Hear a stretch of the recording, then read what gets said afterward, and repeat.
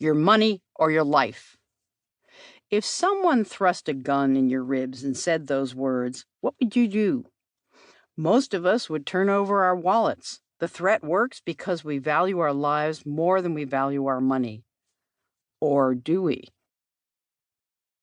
Rachel Z worked 70 hours a week as a successful saleswoman, but that wasn't it. She reported, after reading books like The Poverty of Affluence by Paul Wachtel, I realized that my feeling that something was missing wasn't something only I experienced.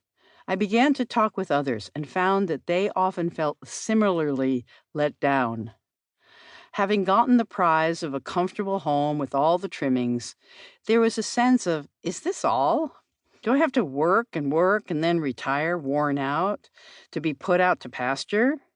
To do nothing then but to try to spend money I saved up and to waste my time till my life was over?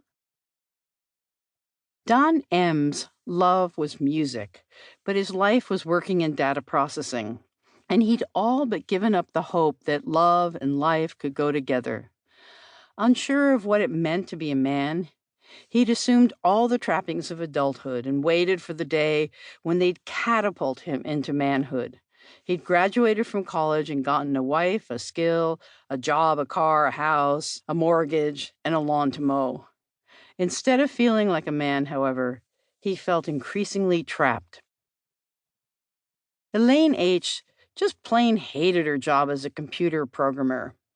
She did the bare minimum in order to keep her job, but did it so well that she couldn't be fired. She'd accumulated all the symbols of success, a sports car, a house in the country, but they barely balanced the boredom of her job. She went on to travel and participate in a variety of workshops, but none of these pleasures countered the doldrums of the work week. She finally decided that this must be how the rest of her life would be, with her job biting the center out of her life. Christy and her husband were classic dinks, double income, no kids, in high-paying tech jobs.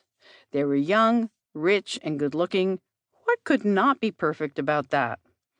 But then Christy watched her coworker collapse from stress and almost die at his desk.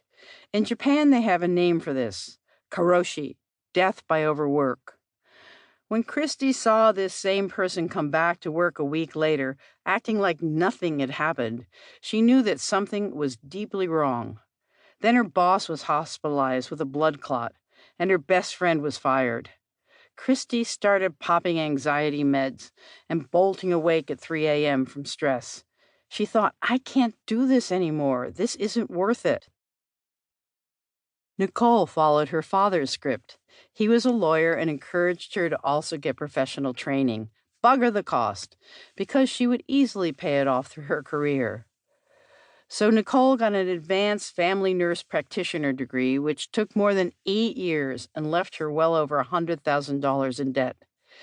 But it wasn't 1969, the year her father graduated from law school. It was 2011, and her net earnings after paying staff, office rent, overhead, insurance, and continuing education was not enough to pay her debt faster than the interest built up. She was sliding backwards, even with a degree in one of the top in-demand professions. She admitted to a friend, I don't think I will ever pay it off. Brian's old friend Kevin stopped by on his way through town. In high school, Kevin had been that middle-of-the-pack guy nobody noticed. Now he was raking in 6 figures annually from an online educational product business. Brian grilled Kevin about every detail because he wanted to support his family and be a stay-at-home dad, teach people effectiveness tools, and, truth be told, have it all easy and quickly lucrative. He wanted what Kevin seemed to have.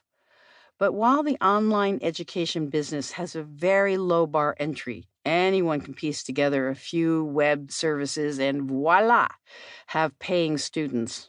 Success is not a guarantee.